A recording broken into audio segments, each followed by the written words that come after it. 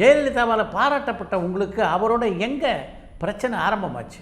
அது இண்டூரில் இருந்த வரைக்கும் இதெல்லாம் எனக்கு எந்த ப்ராப்ளமும் இல்லை, ஸ்மூத்தாக போச்சு.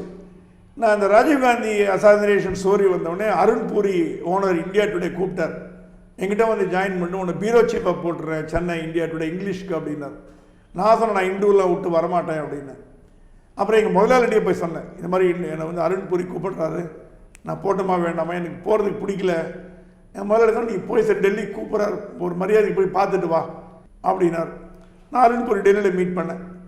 அருண்பூரி சொன்னார், எங்கிட்ட வேலைக்கு வர எந்த பத்திரிக்கையாளனே எங்கள் முதலாளிகிட்ட சொல்லாதீங்கன்னு தான் சொல்லுவான்.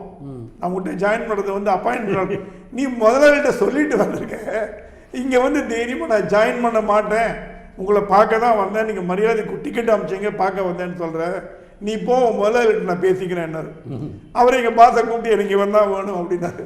அவரை எங்கள் முதலாளிக்கு சரிப்பா கூப்பிடுறான், நீ போய் ஜாயின் பண்ணி. நான் சொன்னேன், சார் நாளைக்கு நான் போகிறேன், ப்ராப்ளம் வந்து திருப்பி இங்கே தான் வருவேன், அந்த கேரண்டி வீட்டுக்கு தான் போகிறேன், நீ எப்போ ஒன்றா வா, கதவை திறந்துருக்கும் அப்படின்னு ஒரு பெரிய மனதோடு என்னை வழி அமைச்சாங்க.